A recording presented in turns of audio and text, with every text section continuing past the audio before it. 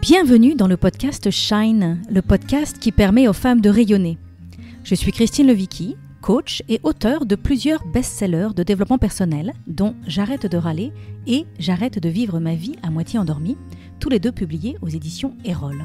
À travers les différents épisodes de ce podcast, je souhaite vous permettre de rayonner dans votre carrière ou votre business, de rayonner dans vos familles, de rayonner dans votre sexualité et de rayonner dans tous les domaines de votre vie. Je sais que parmi toutes mes auditrices, il y en a certaines qui rêvent d'écrire un livre. Peut-être que c'est vous. Peut-être que vous en avez assez, que ce projet reste un doux rêve et vous vous sentez enfin prête à le concrétiser. Si vous aimeriez recevoir des conseils pratiques de la part de quelqu'un comme moi qui a écrit plusieurs best-sellers et qui comprend bien quels sont les défis à surmonter, comme oser croire en soi, comment rester discipliné, comment dépasser le fameux syndrome de l'imposteur, comment organiser ses idées, trouver un éditeur et surtout comment ne pas abandonner. Alors mon séminaire « Comment écrire un best-seller » est exactement ce qu'il vous faut pour se lancer. Je vous invite à me retrouver à Paris le mercredi 16 octobre de 10h30 à 17h dans les locaux de mon éditeur aux éditions Erol sur le boulevard Saint-Germain. Pour en savoir plus, allez sur mon compte Instagram Christine Levicki et vous trouverez le lien avec toutes les informations dans la bio. Vous pouvez aussi visiter mon site internet christinelevicki.com. À très bientôt. Bienvenue dans le podcast Shine, le podcast qui permet aux femmes de rayonner. Je suis Christine Levicki, coach et auteure de plusieurs best-sellers de développement personnel, dont J'arrête de râler et J'arrête de vivre ma vie à moitié endormie, tous les deux publiés aux éditions Erol. À travers les différents épisodes de ce podcast, je souhaite vous permettre de rayonner dans votre carrière ou votre business, de rayonner dans vos familles, de rayonner dans votre sexualité et de rayonner dans tous les domaines de votre vie. Des questions, des envies, des recommandations, rejoignez-moi sur mon compte Instagram @ChristineLevicki pour échanger. Et pour conclure cette intro en beauté, je voudrais vous annoncer que les inscriptions pour mon fameux séminaire Wake Up sont ouvertes. Il aura lieu du 21 au 23 juin 2024 à Nantes. Wake Up, c'est le séminaire pour les femmes qui veulent réveiller leur vie et briller. Pour en savoir plus, il vous suffit de visiter mon site christinelevicki.com/wake-up. Bonne écoute! Aujourd'hui, je reçois Alexandra Huguetto pour parler de notre matrimoine. Alexandra est philosophe de formation, sociologue et coach. Portée par son engagement pour l'empowerment féminin, elle s'engage dans la transmission de ses connaissances afin que les femmes puissent y puiser des leviers d'émancipation. Les femmes, elle les voudrait libres d'être elles-mêmes, affranchies des conditionnements sociétaux et des loyautés familiales. Elle a publié chez Robert Laffont un roman d'émancipation pour adolescentes, Chloé des loups, et elle anime, pour elle, des ateliers mensuels sur la confiance en soi. Elle accompagne aussi les femmes qui ont un projet entrepreneurial avec sa formation « Je me lance ». Elle a fondé, avec Caroline Lessire, Donne-moi des ailes, une aventure au service du matrimoine qui comporte un podcast, un livre publié chez Jouvence et des conférences. Alors bonjour Alexandra et bienvenue dans ce podcast. Bonjour Christine, merci de m'accueillir. Alors la première question que j'ai envie de te poser, c'est qu'est-ce que c'est que le matrimoine et pourquoi c'est important? Le matrimoine, en fait, c'est une notion qui existe depuis fort longtemps et qui a été oubliée. Et il s'agit de l'héritage au féminin, donc ce que les femmes ont à nous transmettre. En toute logique, le patrimoine devrait représenter l'héritage de l'humanité, à savoir des hommes et des femmes. Mais ce qu'on observe, c'est que ce n'est pas du tout le cas. Et dans ce qu'on appelle aujourd'hui le patrimoine, ce qu'on transmet, c'est surtout ce qu'ont à transmettre les hommes. Le matrimoine, c'est le pendant au féminin de tout ça.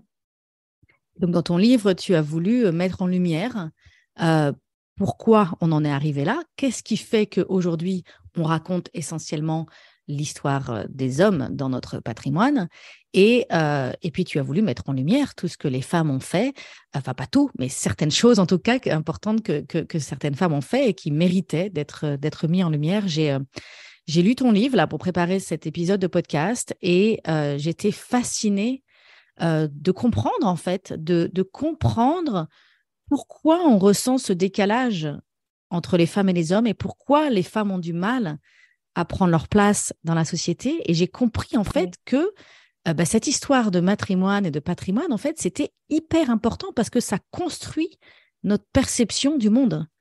Et c'est quelque chose dont je n'avais pas conscience. On prend ça pour acquis, en fait. On nous raconte l'histoire, on apprend l'histoire à l'école, on va dans les musées, on regarde les noms des rues dans la rue, et puis on ne se rend pas compte, en fait, que c'est essentiellement des hommes et des travaux d'hommes et de l'histoire des hommes qu'on nous raconte, et on ne se rend pas compte à quel point ça nous forme en tant que femme et ça nous influence en tant que femme. Et ça m'a ouvert les yeux, j'ai l'impression que ça m'a enlevé de la boue des yeux de voir ça. Et c'est très excitant, vraiment, vraiment bravo, bravo, bravo pour ce travail. Alors, est-ce que tu pourrais nous parler de l'histoire méconnue de la domination des femmes en Europe? Ça a été ça, en fait, notre véritable découverte avec Caroline Le Cire, qui est la personne avec laquelle j'ai cofondé Donne-moi des ailes, parce que dans Donne-moi des ailes, il y a le livre dont tu parles, mais il y a aussi un podcast et des conférences. Et à l'origine, le souhait, c'était de pouvoir mettre en avant des femmes pour rééquilibrer le récit. Ça, c'est vraiment le projet de départ. En disant, mais des femmes dans l'histoire, il y en a, en tout cas à minima celles qu'on connaît et qui sont peu connues et qu'on voudrait mettre en lumière, parce que rééquilibrer le récit, c'est nous donner des nouvelles offres d'identification et de représentation. Et moi, du coup, en tant que sociologue, je sais ô combien c'est important pour pouvoir se projeter dans la vie que de pouvoir le faire sur des femmes qui pourraient nous ressembler. Donc, c'était ça le projet de départ. Sauf que quand on a commencé à écrire le livre, on s'est dit que c'était assez compliqué de faire l'économie mais cette invisibilité, elle vient d'où et elle se joue comment? Donc, on a commencé par aller regarder en quoi les femmes étaient invisibles là, aujourd'hui, en 2022, parce que tout le monde dit ça va mieux, ça va mieux, ça va beaucoup mieux. Oui, enfin, quand on regarde les vrais chiffres, ça va pas tellement mieux que ça. Il y a encore seulement 6% des rues de Paris qui portent le nom d'une femme. Il y a encore seulement 37 statues sur 350 qui représentent des femmes. Et encore, dans les 37, il y en a beaucoup qui ne représentent pas des vraies femmes. C'est des allégories, des muses, des déesses.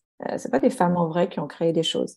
Et 6% des occurrences dans les manuels scolaires parlent de femmes. Voilà, donc ça, c'est notre constat d'aujourd'hui. Donc l'invisibilité, elle est plus que criante.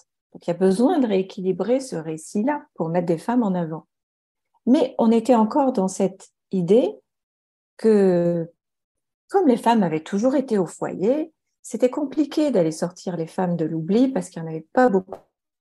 Et ça a été vraiment notre incroyable révélation de toute notre démarche de recherche qui a été énorme. Hein. On a brassé des tonnes et des tonnes de documentation.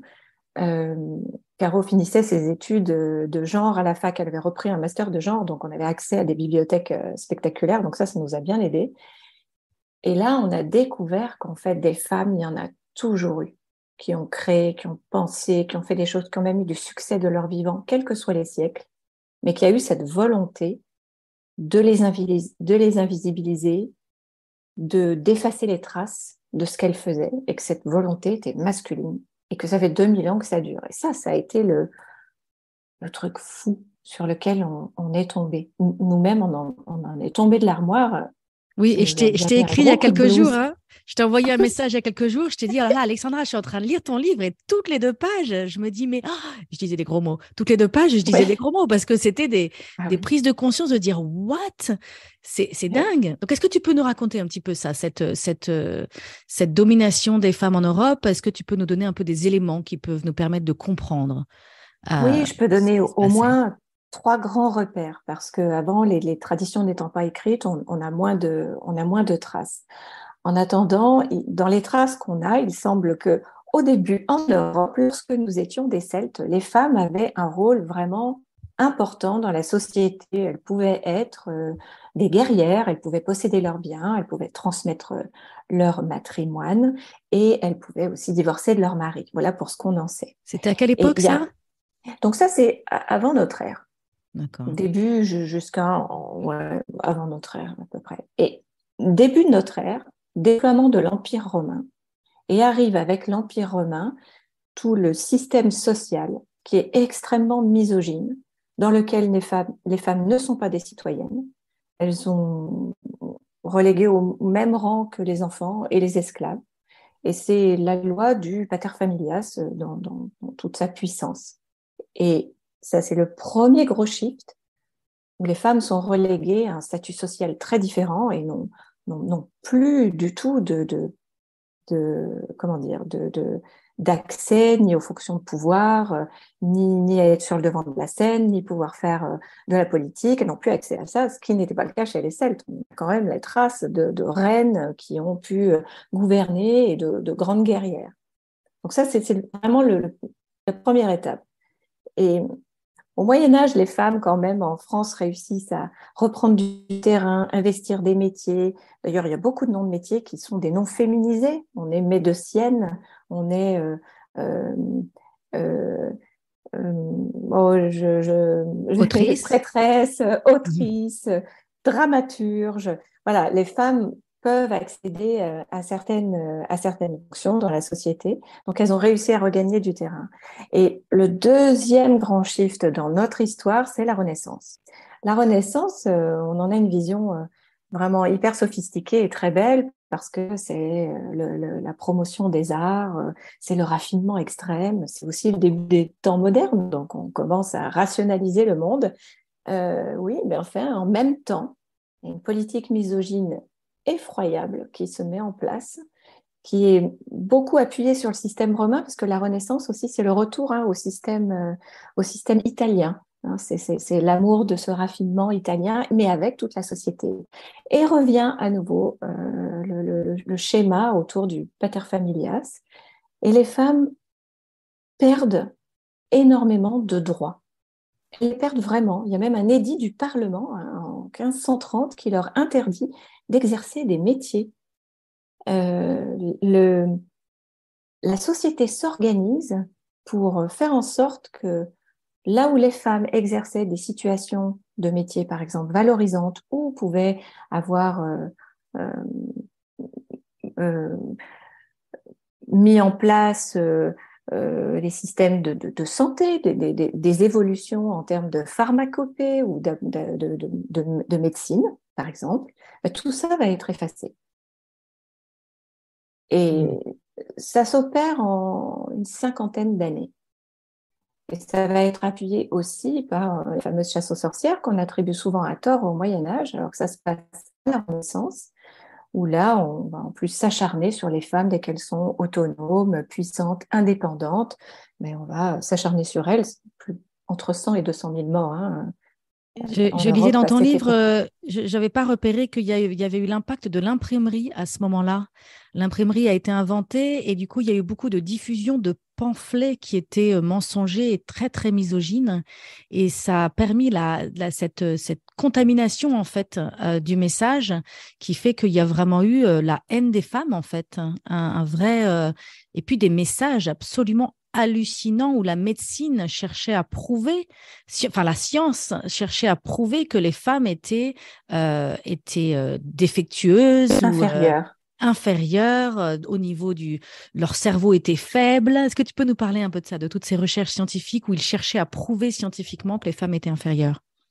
Oui, c'est terrible parce que euh, finalement, la modernité, avec le développement de l'imprimerie, par exemple, ça a aussi permis de véhiculer en fait ces politiques misogynes. Alors, le, le, ce qui est spécifique des temps modernes, qui arrive donc pas tout à fait au début de la Renaissance, mais quand il y a le développement des sciences et qui va prendre tout son essor avec les Lumières un petit peu plus tard, c'est qu'on va commencer à rationaliser le monde par les sciences. Sauf que à l'époque, ceux qui ont accès à l'université et donc aux sciences et donc au savoir sont des hommes. Donc ils le font depuis leur prisme masculin. Et dans la société de l'époque, le prisme masculin est un prisme misogyne. Les femmes n'ont pas de place dans la société, sauf à faire des enfants et s'occuper du foyer. Donc, ils ne vont avoir de cesse d'avoir ce qu'on appelle un biais de genre Mhm. scientifique, c'est-à-dire de chercher absolument à démontrer par des faits scientifiques un point de vue qui est un point de vue politique, idéologique, que les femmes sont inférieures. Et ils vont Mhm. utiliser les sciences pour le faire. Aujourd'hui, toutes ces démonstrations ont pu être dénoncées parce qu'elles n'ont rien de scientifique. Les biais les expériences étaient bien trop forts pour pouvoir être objectifs. Donc tout ce qui s'est dit à l'époque était faux. Néanmoins, comme c'était relayé par les penseurs de l'époque, et dans les penseurs c'est sens large, hein, parce que on y trouve des philosophes, on y trouve des auteurs, des scientifiques. C'est au grand large que tout ce monde masculin va faire la démonstration que les femmes n'ont pas leur place parce qu'elles sont inférieures, c'est-à-dire qu'elles sont moins intelligentes, moins fortes physiquement et moins adaptées au système social et aux fonctions de gouvernance qui sont liées au système social dans lequel nous étions à l'époque. J'avais été fascinée. Apparemment, le philosophe Nicolas Malebranche disait que parce que les femmes menstruent régulièrement, alors l'approvisionnement en sang de leur cerveau est affaibli et donc c'est pour ça qu'elles sont moins intelligentes. Oui, mais même Darwin a fait Oui. la démonstration, donc c'est un petit peu plus tard, on n'est plus à la Renaissance, là on est vraiment dans l'époque des Lumières et au-delà, comme on le dit. Mais même Darwin a cherché à démontrer que dans l'évolution de l'humain, l'homme a mieux évolué que la femme et que la femme a pris de retard d'évolution. C'est incroyable. Il l'explique vraiment de manière sans sourciller à partir des principes d'évolution et de fécondation. C'est terrible. Et on va retrouver ça dans absolument tous les pans de la société. Mm. Et le dernier shift dans notre histoire européenne, ça va être le 19e siècle, où là, on va atteindre vraiment des summums de misogynie. Et donc, les sciences ne cessent de se développer, donc ne cessent de continuer à faire la démonstration que les femmes sont inférieures en tout. Mais en plus, on va ajouter les débuts de toute l'approche autour de la psyché féminine. Et là, ça va être catastrophique. Voilà, on ne va en retenir que l'hystérie, la nymphomanie. On va aller ajouter à des critères biologiques qui sont liés au manque de force et au manque d'intelligence, on va y ajouter en fait des défaillances émotionnelles et des carences émotionnelles, voire psychiatriques. Tu peux nous parler de ça un petit peu, de cette hystérie, de cette nymphomanie. Il y avait une grande peur de la sexualité des femmes, j'ai l'impression. Mais oui, en fait, c'est fou comme la médecine, le développement de la médecine, c'est aussi construit sur le fait de faire la démonstration que les femmes, parce qu'elles avaient leur système hormonal, la capacité à enfanter, un utérus, un vagin et un clitoris pour jouir, eh bien, elles s'en servaient outre mesure et que tout ça pouvait les amener à la folie et à la démesure. Et c'est incroyable quand on le lit avec notre prisme d'aujourd'hui, à l'heure de MeToo, où on voit que les problèmes voilà, de déviance sexuelle et de comment elles peuvent s'exprimer en fait pour pouvoir dominer les femmes sont partout dans la société. C'est dingue de voir que 19e, début 20e siècle, on a cessé de faire la démonstration que l'hystérie, notamment sexuelle, était chez les femmes. Et on a associé l'hystérie à l'utérus, c'est-à-dire à nos organes génitaux. On l'a vraiment associé au féminin. Ça devait faire peur. Oui, c'est vraiment, vraiment impressionnant, vraiment impressionnant. Et on associait les organes génitaux des femmes, oui, c'est ça, comme un signe de faiblesse, un signe de... Oui. Je trouve ça absolument passionnant. Il y avait un passage dans le livre où tu parles, attends, j'essaie de rechercher, voilà, c'était Edmond de Goncourt qui écrit en 1893, alors il écrit entre guillemets, si on avait fait l'autopsie des femmes ayant un talent original comme Madame Sand ou Madame Viardot, etc., on trouverait chez elles des parties génitales se rapprochant de l'homme, des clitoris un peu parents de nos verges. Donc là, c'était OK, il y a certaines femmes qui peut-être sont intelligentes, OK, on veut bien l'admettre, mais probablement que si on avait regardé dans leur culotte, elles ressemblent plus à un homme qu'à une femme. Alors là, moi, je suis tombée par terre.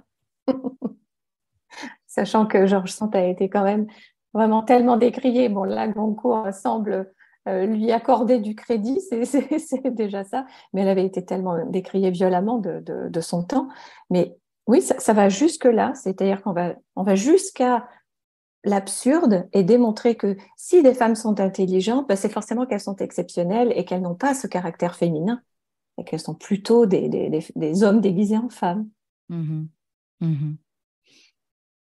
Et donc, tu expliques qu'à cause de tout ça, c'est peut-être à ce moment-là, et notamment la chasse des sorcières et toute cette négativité sur les femmes et tout ça, c'est peut-être à ce moment-là que les femmes ont appris à être modestes. Et donc à éventuellement être savantes et à commencer à savoir des choses, mais pas trop. Oui, Euh, on a voilà. retrouvé de traces de femmes qui organisent des salons, parce que des femmes intelligentes, il y en a eu de tout temps, et voire même des femmes qui ont été autrices, et ça j'en parlerai plus tard, mais en tout cas, celles qui ont réussi à avoir une place, et là on se situe 17e siècle, les salons littéraires, et des femmes voilà, réussissent à trouver une place dans la société, mais dans la société intellectuelle et artistique. Mais elles ont bien conscience qu'il ne faut pas qu'elles fassent trop d'éclat et qu'il ne faut surtout pas qu'elles fassent d'ombre aux hommes parce que sinon, on ne les laissera pas faire. Donc, on a vraiment trouvé des textes où elles expliquent que dans ce cas, ce qui est important, c'est qu'elles le fassent avec humilité, qu'elles aient toujours la bonne stratégie pour mettre en avant des hommes. D'ailleurs, dans leur salon, elles invitent beaucoup d'hommes pour crédibiliser en fait leur démarche. Et elles expliquent en quoi celles qui ne s'y conforment pas le payent très cher. Mm. Mhm. Et finalement, ce que j'ai trouvé, bon, outre le fait que ça m'a mis le bourdon à un bon moment de voir que ça fait quand même 2000 ans que ces politiques misogynes s'empilent les unes après les autres, euh, ça m'a aussi donné beaucoup d'espoir parce que évidemment, on comprend tout à fait autrement les questions de syndrome d'imposture, de sentiment d'illégitimité, d'insécurité financière, parce qu'en plus, les femmes ne pouvaient pas posséder leurs biens, hein, quand bien même elles en héritaient, c'est leur mari qui en héritait à leur place, euh, de plafond de verre, voilà, toutes ces limitations intérieures que nous avons, nous les femmes, sont pour beaucoup, j'en suis totalement convaincue, héritées de notre histoire-là. Oui. Moi aussi, c'est ce que ça m'a fait de lire ce livre. Je me dis, Oui. ah, du coup, je comprends. Et comme je le comprends, je peux m'en libérer. Oui, j'ai trouvé ça formidable. Ça m'a donné des ailes de découvrir cela. Et c'est pour ça que je dis que notre livre est une porte, parce qu'une fois qu'on l'a franchi et qu'on a vu, qu'on a pris conscience de ça, on peut avoir une vision totalement différente de ce qu'on pense être des vulnérabilités très personnelles. Parce qu'en fait, ce sont des vulnérabilités héritées d'un système qui nous a amenés là et Mhm. duquel il n'est pas si simple de s'affranchir. Ça fait 2000 ans que les femmes vivent cela. Mm. C'est fascinant. Je voudrais juste rajouter un point qu'on n'a pas abordé avant qu'on passe un peu sur les autres questions. C'est Oui. aussi à ce moment-là, et tu en parles dans ton livre, c'est à cette époque, enfin dans toute cette histoire-là, il y a aussi ce moment où l'Académie française Oh, oui. décide que le genre masculin va l'emporter sur le féminin et fait disparaître tous les noms de métiers jugés impropres aux femmes comme médecine et autrice. C'est à ce moment-là que tout ça, est-ce que tu peux nous en parler un petit peu? Ah oui, alors ça c'est une histoire complètement folle. Merci de la remettre sur le devant de la scène. L'Académie française, donc Richelieu, voilà, donc on est en 1600 et quelques, et Richelieu décide que la langue française doit être uniformisée. Elle l'est pour des raisons politiques, hein. Il s'agit d'unifier le territoire grâce à une langue commune, c'est vrai, mais il s'agit aussi de la rendre élitiste. Ça, c'est ce qu'on sait moins. Aujourd'hui, si l'orthographe, nos règles d'orthographe, nos règles de syntaxe sont si complexes, c'est parce que c'était volontaire. Il s'agissait que cette langue ne soit pas compréhensible par tous et que surtout ceux qui la maîtrisent soient uniquement les sachants. C'était une volonté politique, c'est même Hmm. écrit dans l'un des articles de l'Académie française, de fondation de l'Académie française. Et au passage, comme on est dans une société extrêmement misogyne, on va régler leur compte en fait aux femmes et à leur souveraineté et à leur puissance. Donc, on va le faire comment? Déjà, en enlevant du dictionnaire officiel tous les mots qui préexistaient comme autrice, euh, médecienne et d'autres mots qui représentaient en fait des noms de métiers au féminin. Donc, on va tous les enlever. Alors, on ne va pas enlever boulangère, hein. Ça, c'est bon, ils vont laisser. Ils vont enlever vraiment que les mots qui sont liés à des métiers estimés comme étant des métiers, on va dire, prestigieux de l'époque. Et ils ne vont pas s'en arrêter là, ils vont aussi faire un tri idéologique des règles de syntaxe. Donc, on va décider que le masculin l'emporte sur le féminin. C'est une règle qui date de l'époque. Elle ne préexistait pas à l'Académie française. Avant ça, en fait, il y avait plusieurs règles, dont une qui était la règle de proximité. Si le dernier mot est un mot féminin, eh ben, on va conjuguer ou accorder au féminin. Si le dernier mot qu'on vient de dire est masculin, ben, ça va être l'inverse. Donc ça, c'est le règle d'accord de proximité, par exemple. Voilà. Ou alors, il y avait l'accord de majorité, c'est ça? S'il y a 10 Voilà, hommes et une femme, on va mettre au masculin. S'il y a 10 femmes et un homme, on va mettre au féminin. tout à fait. Et ça, c'était ce qui préexistait. Logique. Et, et, et voilà comment une langue va entièrement se transformer et se transformer sous l'impulsion d'une politique extrêmement misogyne. Et ça aussi, ça éclaire complètement différemment le débat qu'on a aujourd'hui autour de la soi-disant féminisation de la langue française. Mais en fait, la langue française était une langue qui respectait bien mieux la bivalence des genres avant l'Académie française. Donc déjà, on pourrait estimer que c'est un retour à une situation précédant l'Académie. Ça, c'est la première des choses. Mais la deuxième chose, on peut se dire que puisque ça a été fait pour des raisons politiques à l'époque, pourquoi ne le ferions pas pour des raisons politiques aujourd'hui? Le fait de dire autrice, par exemple, entrepreneuse, euh, euh, et pourquoi pas médecienne, hein? Ben, il serait temps.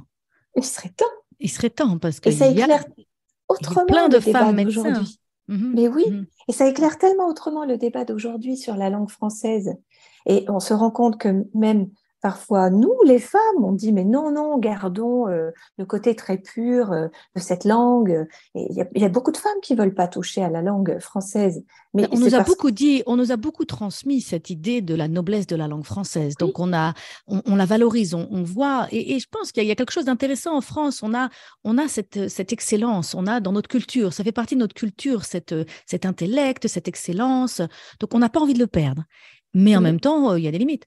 On peut ne pas le c'est perdre ça, et remettre le féminin. C'est pas parce qu'on va mettre des choses au féminin qu'on va perdre nos lettres de noblesse. Euh, absolument. c'est intéressant. Alors, j'ai envie qu'on transitionne un petit peu notre conversation sur le sujet de l'invisibilité des femmes dans notre société. Tu en as parlé un petit peu au début du podcast, du fait qu'il y a très peu de noms de rues qui sont avec des noms de femmes, très peu de statues dans les lieux publics qui sont des statues de femmes, ou si ce sont des statues, ce ne sont pas réellement des femmes, ce sont des muses ou des déesses. Tu nous as parlé aussi un petit peu de l'invisibilité dans les manuels scolaires, du fait qu'on parle Oui. essentiellement. Ça, je trouvais intéressant de se dire, tu en parles dans le livre, on nous raconte beaucoup l'histoire à travers les guerres. Et donc, c'est Mhm. vrai qu'on apprend beaucoup. Moi, quand je me souviens à l'école, quand j'ai appris l'histoire, Oui. c'était beaucoup à travers les guerres. Et en fait, les guerres, bah, c'était les guerriers, c'était les hommes qui partaient à la guerre. Et donc, l'arc narratif de notre histoire est beaucoup centré là-dessus. Est-ce que tu peux nous parler un peu de ça? Oui. Et comme l'histoire est écrite par des hommes et l'histoire aussi est écrite par les vainqueurs, on parle beaucoup des guerres. Il y a très peu d'histoire sociale. L'histoire sociale est très récente, hein. Elle date vraiment des années 40. Mais jusqu'alors, on parle surtout des conflits et surtout des conflits qu'on gagne et sous le C'est prisme l'histoire des politique, vainqueurs. en fait. C'est l'histoire politique Oui, qu'on nous raconte. absolument. L'histoire politique et pas l'histoire sociale. Et en choisissant cela, et étant donné que dans notre société, tout ce champ de la guerre et de la politique est investi 100% par des hommes, ben forcément, on raconte l'histoire des hommes. Hmm. Et même s'il y a eu quelques reines, d'abord, il y en a pas eu autant que ça, et ce qui est assez frappant, c'est que même lorsqu'on parle de reines ou de personnages féminins qui ont émergé, on va souvent chercher à les réduire à des clichés. Je pense par exemple à Jeanne d'Arc. Voilà une femme qui a réussi à passer à postérité euh, par ce qu'elle a fait. Et ce qu'elle a fait est éminemment politique et lié à la guerre. Donc celle-là, elle a réussi à passer à postérité. Mais finalement, ce qui est tout à fait frappant, c'est que quand on parle d'elle, on ne parle pas vraiment de ce qu'elle est, à savoir une grande chef de guerre qui a réussi à rassembler derrière elle une armée et qui a réussi à libérer la ville dans laquelle le roi se trouvait, Orléans, assiégée par les Anglais. C'est pas ça l'histoire qu'on raconte. On raconte qu'elle est pucelle, qu'elle est vierge, qu'elle entend des voix Mhm. et qu'elle a été brûlée sur un bûcher comme une sorcière. Hmm. C'est les trois choses qu'on dit d'elle. Mais on pourrait dire tellement d'autres choses sur Jeanne d'Arc. Hmm. Et quand je pense là à Cléopâtre, et même s'il s'agit de l'Égypte ancienne, quand on en parle dans nos manuels scolaires, ce qu'on dit d'elle, c'est que voilà, elle se baignait dans des bains de lait d'ânesse, qu'elle était l'amante de César. Voilà ce qu'on dit de Cléopâtre. Elle a Qu'elle avait un régné grand nez. 22 ans et qu'elle avait un grand nez. Voilà. Alors que c'est une femme qui a régné 22 ans. On n'aborde pas du tout le fait qu'elle était peut-être l'amante de César pour des raisons purement politiques. Elle était certainement une sacrée stratège. Parce que quand on est à la tête de son empire à l'époque, c'était quand même super futé d'aller être l'amante de César, n'est-ce pas? Non seulement pour se protéger et peut-être pour faire des alliances tout à fait intéressantes. Eh bien non, c'est pas ça qu'on dit. Elle a régné 22 ans et tout ce qu'on dit d'elle, c'est voilà, des clichés, des stéréotypes féminins. Et c'est Hmm. ça qui est terrible dans les manuels scolaires, c'est que non seulement les occurrences liées au fait de parler des femmes sont très faibles, 6% hein, en 2022. Je ne parle pas des années 50, hein, c'est maintenant. Mais en plus, on en parle tellement mal des femmes. Hmm. Hmm. Même en littérature, on en parle peu, hein. On lit peu de livres écrits par les femmes à l'école. Bien sûr. C'est beaucoup les grands penseurs, ce sont beaucoup des hommes. Et dans la science aussi, est-ce que tu peux nous parler un peu de l'invisibilité des femmes dans la science? Alors là, c'est un peu la double peine, c'est un peu comme dans les arts. Dans les arts et la science, qui sont les deux focus sur lesquels on a restreint nos recherches, parce que en matière d'invisibilité, c'est à l'infini, hein. Donc, on a bien dû choisir deux champs Hmm. pour pouvoir avoir une documentation plus solide. Et dans les sciences, en fait, c'est la double peine parce que les femmes ont eu tardivement accès au savoir et à l'instruction supérieure. L'instruction supérieure était monopolisée par le clergé qui avait interdit l'accès aux femmes à l'instruction supérieure. Et puis, de toute façon, quand bien même c'est devenu ensuite laïque, les femmes n'ont pas eu plus accès qu'auparavant. Donc déjà, c'était difficile pour elles d'être des scientifiques, bien qu'il y en ait eu à toute époque, hein, parce que beaucoup se sont battus et ont Mhm. quand même réussi à être des scientifiques. Et ça, c'est toute la beauté de découvrir qu'il y en a eu plein. Mhm. Et, euh, et là, il y a toute une partie du livre qui montre en fait que par milliers, il y a eu des femmes artistes, scientifiques qui ont existé dont on ne parle pas. Mais voilà, c'était pas si simple pour elles d'accéder aux fonctions. Et une fois qu'elles accédaient aux fonctions, elles étaient souvent coupées de toute la valorisation de leurs découvertes. Beaucoup de découvertes, y compris des prix Nobel, aujourd'hui, ont été attribuées à tort à des hommes, alors que c'était des découvertes de femmes et des recherches de femmes. Hmm. Donc, c'est vraiment la double peine. Non seulement elles avaient des difficultés à accéder au métier, mais quand enfin elles pouvaient y accéder, elles n'avaient absolument pas accès à la visibilité liée à leur découverte. Elles n'en avaient même pas d'ailleurs ce qu'on appelle la paternité. Parce que c'est fou, quand on parle de découverte, on parle de paternité hein, d'une découverte, pas de Mhm. maternité. Tu vois à quel Mhm. point dans le langage, ça s'est complètement euh, glissé dans tous les interstices de notre vie de tous les jours. Mhm. J'ai ma fille qui est en train de faire des études de physique. Elle va avoir son bachelor en physique et après elle veut faire un PhD. C'est très important pour elle. Elle est très active dans les associations de femmes in science parce qu'elle se sent en effet dans un système qui est dans des modes de fonctionnement qui n'ont pas intégré les femmes depuis très longtemps. Et du Eh coup, oui. il y a vraiment besoin de prendre sa place et de se positionner et de fédérer les femmes et les hommes qui veulent les aider, hein, pour prendre leur place et pour changer ça. Et c'est Ah oui. intéressant d'ailleurs parce qu'il y a beaucoup de choses qui, même dans les entreprises aujourd'hui, il y a beaucoup de choses qui sont conçues en recherche où on conçoit des choses et on les teste, enfin, on les conçoit pour des hommes. Et on pense pas à intégrer le fait que ça doit être important d'être fait aussi pour les femmes. Enfin, je trouve ça passionnant, passionnant. Je voudrais Ah aussi qu'on oui. parle un peu de l'invisibilité des femmes, même aujourd'hui, dans les médias, dans les films qu'on regarde aujourd'hui, dans les productions culturelles. Est-ce que tu peux nous parler un peu de ça? Oui, c'est encore la même chose. La, la- la visibilité des femmes dans les médias, c'est à peu près 20% hein, des personnes qui sont représentées dans les médias sont des femmes. Donc c'est très peu. C'est en voie d'amélioration, on va dire, sur les 2, 3 années qui viennent de passer, avec énormément de démarches pour mettre les femmes sur le devant de la scène. Mais ce n'est pas si évident pour plein de raisons. D'abord parce que ce n'est pas dans les habitudes. Ensuite, parce que les médias ont aussi tendance à plutôt appeler des hommes qui ont été habitués à la lumière, à prendre la parole depuis si longtemps et qui vont être du coup assez naturellement, plus naturellement, ce qu'on appelle des bons publics. On les invite partout, en table ronde, à la radio et à la télé, et ça marche. Ils passent, ils savent faire. Donc, on va avoir plus tendance à faire appel à eux. Et puis après, il y a aussi, il faut le reconnaître, nous, les femmes, qui parfois préférons laisser la place à des experts, qui sont souvent des hommes, qui sauront mieux s'exprimer que nous plutôt que nous-mêmes. Parce que, voilà, quand on vient de cette histoire de domination des femmes pendant 2000 ans où elles n'ont pas eu droit à autre chose qu'à l'ombre, ce n'est pas si simple de se mettre dans la lumière. Donc, c'est ces 3 facteurs qui font que dans les médias, dans la production culturelle, les femmes sont assez peu représentées. Et là, j'ai un petit clin d'œil de la fois où on s'est retrouvés toutes les deux sur le plateau d'Europe 1, il y a quelques Que des années. Ah, que des super. femmes.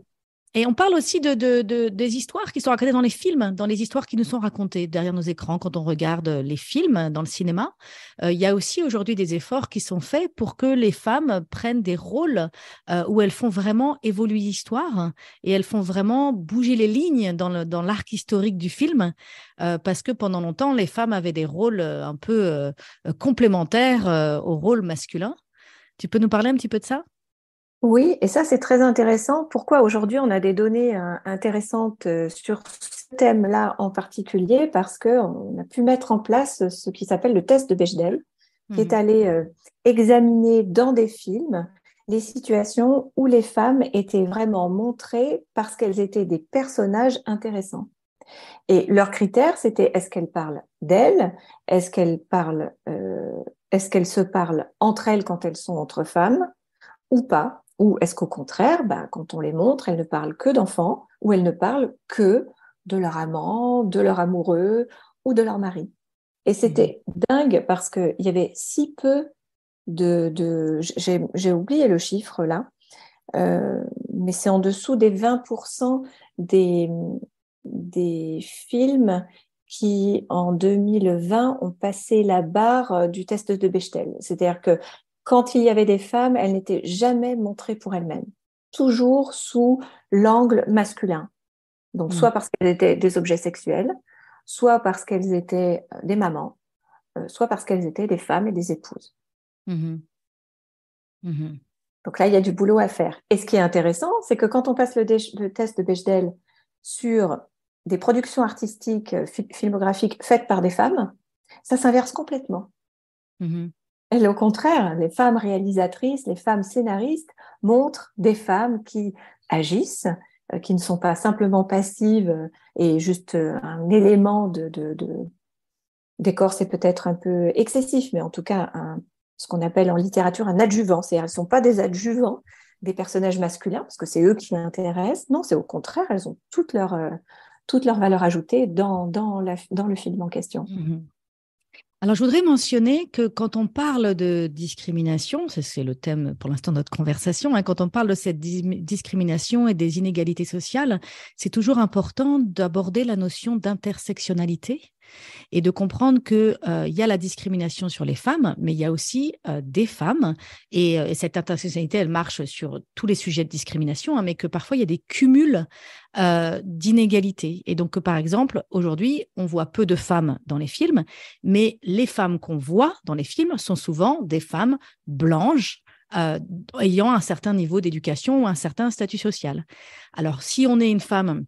Donc, l'intersectionnalité, c'est quand on cumule, par exemple, des discriminations sur la race, sur le statut social, sur la religion, sur l'état de santé, sur l'âge et sur l'orientation sexuelle. Et donc, si on est une femme et qu'on est noire, eh ben, on est encore moins représenté et on est encore plus discriminé. Si on est une femme et qu'on est noire et qu'on est queer, alors là, c'est pareil, c'est encore pire. On va être encore moins représenté, encore plus discriminé. Si en plus on est handicapé ou si on accumule d'autres formes de cumul. Mais je trouve ça intéressant aussi d'avoir conscience de notre privilège. Donc nous, les femmes, on a peut-être moins de privilèges par rapport à un homme, mais quand on est une femme blanche et qu'on a pu être d'un niveau social où on a pu aller à l'école ou quoi que ce soit, on a quand même un privilège par rapport à d'autres femmes. Et d'avoir conscience de ça, c'est vraiment quelque chose qui est important aujourd'hui dans notre société, que chacun d'entre nous, on prenne conscience de notre privilège. Et c'est vrai qu'il y a des hommes qui vont dire « mais moi, j'aime bien les femmes, je suis féministe ». Mais est-ce que ces hommes ont conscience de leur privilège, du fait que la société aujourd'hui est faite pour les avantager eux? Et de la même manière, moi, en tant que femme, je peux dire, mais je ne suis pas raciste. Ok, je ne suis pas raciste, mais est-ce que j'ai conscience des privilèges et de toutes les fois où la société m'avantage, moi, alors que j'ai rien à faire, moi. C'est juste le système m'avantage, moi, par rapport à une femme noire. Oui. Et ça, c'est un vrai sujet d'ouverture de notre conscience et d'ouverture de notre cœur à notre empathie et de comprendre à quel point nous-mêmes, on est dans le système et nous-mêmes, on bénéficie du système, même en étant femme. Si je parle notamment nous-mêmes, toi et moi, puisqu'on est toutes les deux blanches, voilà, je trouve ça très important, cette notion. Je ne sais pas si tu veux ajouter quelque chose par rapport à ça. Non, c'était très complet. Alors peut-être juste dire que la première qui a commencé à parler sans utiliser le terme intersectionnalité, mais c'est Bell Hooks, qui est une féministe afro-américaine, et elle a été la première à expliquer euh, ce cumul des discriminations et à quel point c'était important d'ouvrir notre cœur. Et c'est très beau les travaux de cette femme parce que elle a montré que dans nos combats, féministes notamment, mais qui ne sont pas que des combats féminins. Moi, je pense que les hommes peuvent être féministes aussi. Dans nos combats, l'important, c'est de pouvoir ouvrir notre cœur à des combats qui sont peut-être pas tout à fait les nôtres, mais suffisamment proches pour qu'on puisse les défendre aussi. Et c'est ça aussi, le fait de prendre conscience de ses privilèges, je trouve. C'est le step d'après, c'est agir et agir dans l'ouverture, en ne séparant pas. C'est pas non, moi je suis féministe et je m'occupe que de ça, ou moi je suis un homme, je ne m'occupe pas de cette histoire-là. Non, c'est au contraire, ensemble, regardons comment on peut ouvrir notre cœur, comprendre nos différences et comprendre en quoi ces différences pèsent plus sur certains que sur d'autres. Et aussi s'ouvrir à la possibilité que si ces différences pouvaient être transformées en plus d'égalité, on pourrait tous y gagner. Il y a souvent cette peur de perdre. Mais c'est vrai qu'on peut avoir peur de perdre nos privilèges quand on les avait. D'ailleurs, c'est très intéressant de se réaliser quand on a des résistances. C'est probablement parce qu'on a des privilèges qu'on prend pour acquis et qu'on a peur de perdre inconsciemment. Mais je trouve ça très intéressant. Alors, il nous reste encore quelques minutes. J'ai quand même envie qu'on tourne un petit peu la page sur, à partir des années 70, donc, il y a des historiennes féministes qui ont commencé à faire cette révolution en réécrivant l'histoire. Elles sont allées rechercher dans l'histoire ces choses qui n'avaient pas été racontées et elles sont venues amener ces histoires dans le présent pour qu'on puisse maintenant les mettre en lumière. Est-ce que tu peux nous parler un peu de ce qui s'est passé à ce moment-là? Ah oui, on leur doit beaucoup. Il y en a aux États-Unis, il y en a en Europe, en France. On leur doit énormément. C'est assez dommage que leurs travaux soient si peu connus parce que finalement, nous aujourd'hui, on parle du matrimoine, mais elles en ont parlé depuis les années 60, 70 et elles ont été assez peu entendues, sauf dans certains cercles très orientés féministes, féminisme, on va dire. Et ces femmes, la plupart d'entre elles étaient des femmes, ont fait beaucoup. Donc, je pense notamment à une historienne française qui est notre réelle héroïne, Michel Perrault, qui a écrit toute une histoire sociale des femmes et qui a démontré à quel point les femmes avaient un rôle dans la société et qui était bien loin du rôle limité à élever les enfants qu'on a pu leur assigner jusqu'alors. Mais il y a aussi des travaux super intéressants. Je pense aux États-Unis, notamment à Chris Pettace, qui est une collectionneuse d'art américaine. Et dans les années 70, elle est partie sur une documentation et une recherche complètement folle pour tracer les femmes artistes en Europe avant 1900. Eh bien, tu sais quoi? Elle en a quand même trouvé 21 000. Et on est avant 1900. Il y a aussi les travaux d'une autre américaine, je pense à ta fille, tu parlais de ta fille qui fait des études de sciences, Margaret Rossiter. Donc elle est en histoire des sciences américaine. Et elle a écrit une trilogie absolument singulière sur Women Scientists in America, où elle est allée retrouver la trace de ces femmes qui avaient fait des découvertes fondamentales et qui ont complètement été effacées de l'histoire alors qu'elles étaient non seulement partie prenante, mais parfois carrément les propriétaires de ces découvertes. Voilà, mais dans les années 70, ces femmes, ces historiennes, certaines féministes, d'autres pas, se disent que c'est pas possible que l'histoire ait été racontée à ce point avec un biais de genre et vont démontrer le biais de genre dans toutes les sphères historiques évoqués, pas que la guerre, hein, voilà. Et on leur doit beaucoup.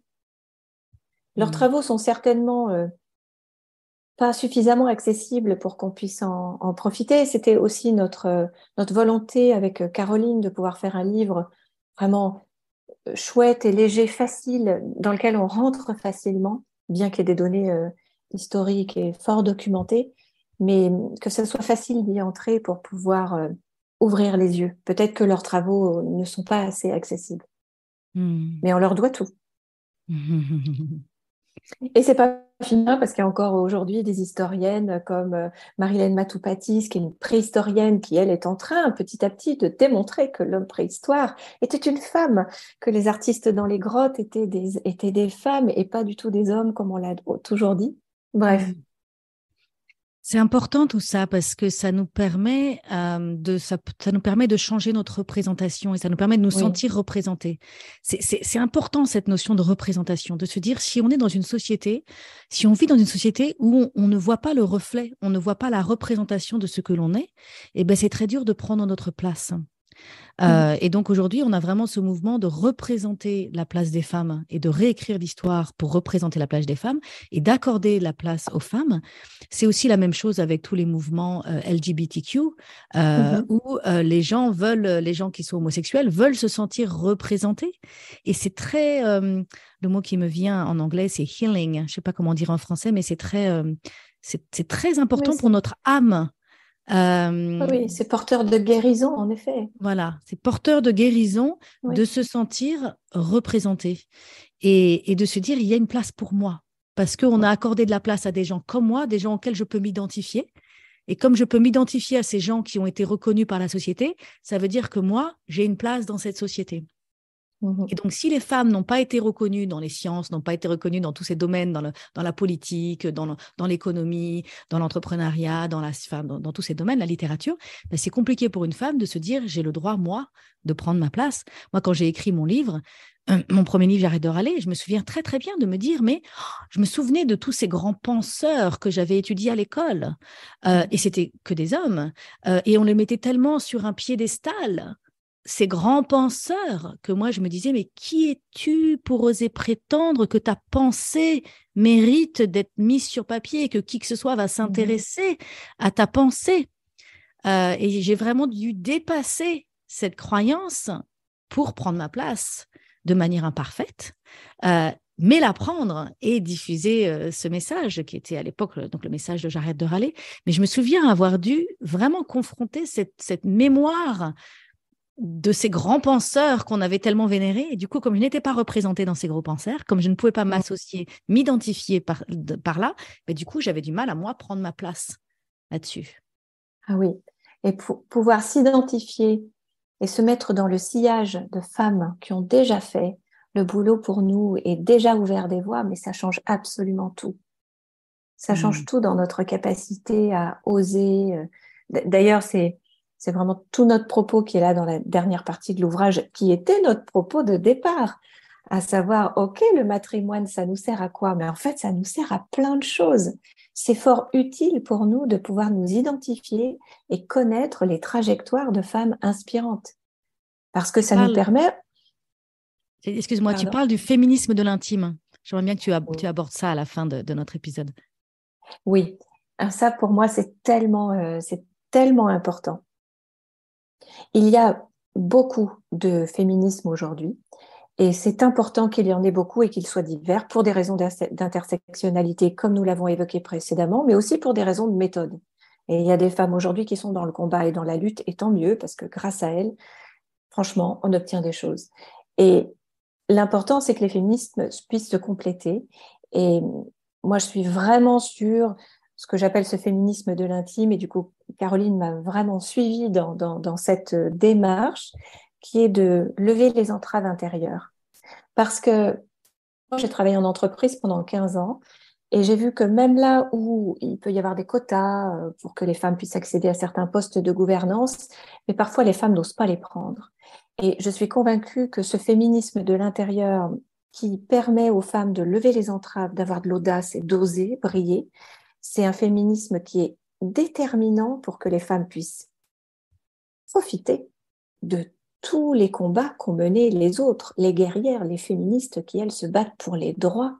Et Simone Veil qui tape du poing sur la table et qui résiste à, à toute l'agressivité hystérique masculine qu'il y a autour d'elle lorsqu'elle veut qu'on fasse une loi qui permette d'autoriser l'avortement en France, mais sans qu'on travaille nos entraves à nous, on ne peut pas profiter de ces combats-là et de ces lois qui ont été gagnées. La loi sur la parité aujourd'hui, la parité dans les conseils d'administration, mais on pourra en profiter quand vraiment les femmes oseront aussi briller. Ça ne suffit pas, la loi. Mmh. Mmh. Bah, je suis complètement alignée avec ça, hein. Moi, j'ai décidé avec ce podcast Shine, hein, c'est le podcast qui permet aux femmes de rayonner. Donc voilà, je ne savais pas que j'étais en train de contribuer au féminisme de l'intime. Je ne connaissais pas cette expression et c'est vrai qu'il y a tellement de puissance et de beauté dans les femmes et dans les hommes aussi. Je dis pas qu'il y en a plus dans les femmes que dans les hommes. Mais il y a tellement de beauté, de puissance et de richesse dans les femmes. Et aujourd'hui, dans notre société, on a besoin que cette richesse soit exprimée. On a besoin que les femmes contribuent à faire évoluer notre société. Je dis souvent, je l'ai déjà dit dans ce podcast, nous sommes en train de vivre un burn-out généralisé. Il y a le burn-out de la planète et il y a le burn-out des humains. Et ce burn-out vient du fait on vit dans une société qui a mis en son centre l'économie. Aujourd'hui, c'est l'économie qui fait tourner le monde. Et que parce qu'on a mis au centre de notre société l'économie et que tout tourne autour de l'économie, nous ne valorisons qu'une dimension de la vie. On valorise la productivité, la rentabilité, les résultats, la performance. Et en fait, c'est déséquilibré. Il y a un déséquilibre parce qu'on ne valorise qu'une facette, que cette facette, quand on associe ça avec le yin et le yang de la philosophie chinoise, où le yin-yang nous dit pour avoir l'équilibre ultime et pour avoir cette énergie de développement complètement durable, équilibrée, qui peut perdurer pendant très longtemps, il faut un équilibre entre le yin et le yang. Aujourd'hui, notre société fonctionne sur le yang. On fonctionne que sur une dimension de la vie. Et je crois qu'on a vraiment besoin de rééquilibrer ce mode de fonctionnement. Et ce rééquilibrement va venir du yin. Et le yin, c'est toutes les valeurs du féminin. Alors, le féminin, ce n'est pas que les femmes, hein, les hommes aussi ont toute cette facette du féminin. Mais je pense qu'on a vraiment besoin, par les femmes et par les hommes qui vont reconnecter à leur féminin intérieur, et par les femmes qui vont connecter à leur masculin et à leur féminin pour prendre leur place dans le monde. On a besoin que les hommes connectent à leur féminin, que les femmes connectent à leur masculin pour prendre une place dans le monde et qu'on régénère notre société. Et moi, quand j'ai des conversations privées avec les femmes et que je les coach et que je les accompagne et que je les rencontre, je suis fascinée par leur intelligence, par leur pertinence, par la justesse de leurs désirs. Les femmes portent en elles des désirs de changement dans leur vie d'abord et ensuite dans la société. Et ces désirs sont bons pour l'humanité. Et donc, il est temps que les femmes osent croire que leurs désirs ont de la valeur et qu'elles osent mettre en œuvre les actions qui vont permettre à leurs désirs de devenir une réalité. Je dis souvent, le monde va mal parce que les envies des femmes ne sont pas suffisamment en vie.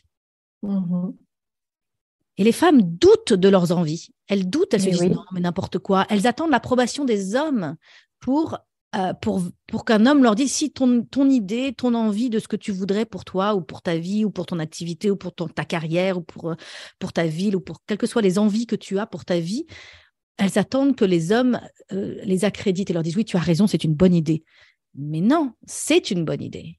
Et voilà, moi, ça me 2000 fascine. 2000 ans d'histoire, ça laisse des traces. Elles ont dû attendre l'autorisation masculine depuis 2000 ans. Nous avons dû attendre ça. Voilà. Ça Et laisse inconsciemment, on porte cet héritage. Inconsciemment, on porte cet héritage. C'est fascinant.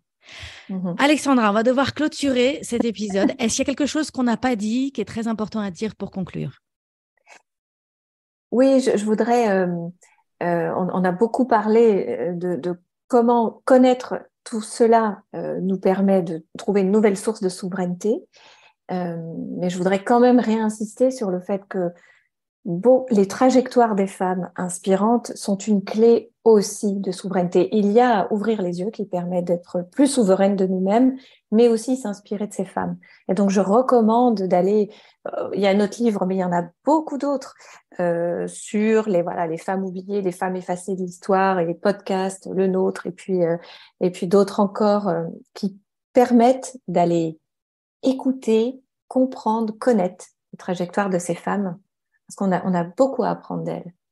Donc, il y a ton livre, donc Donne-moi des ailes, enquête du matrimoine, un héritage au féminin chez Jouvence. Donc, j'invite tout le monde à se procurer ce livre de toute urgence.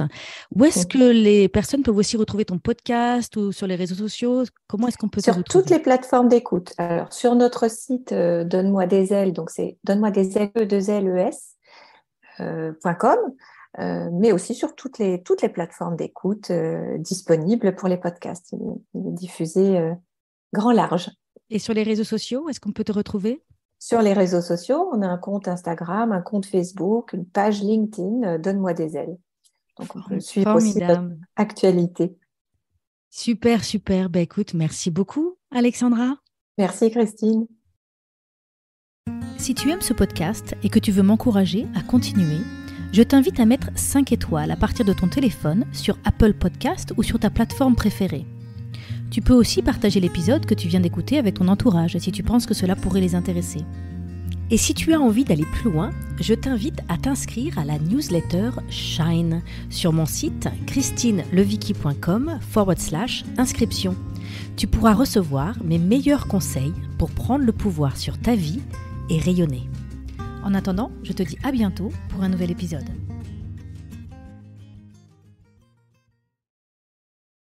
Si tu aimes ce podcast et que tu veux m'encourager à continuer, je t'invite à mettre 5 étoiles à partir de ton téléphone sur Apple Podcast ou sur ta plateforme préférée. Tu peux aussi partager l'épisode que tu viens d'écouter avec ton entourage si tu penses que cela pourrait les intéresser.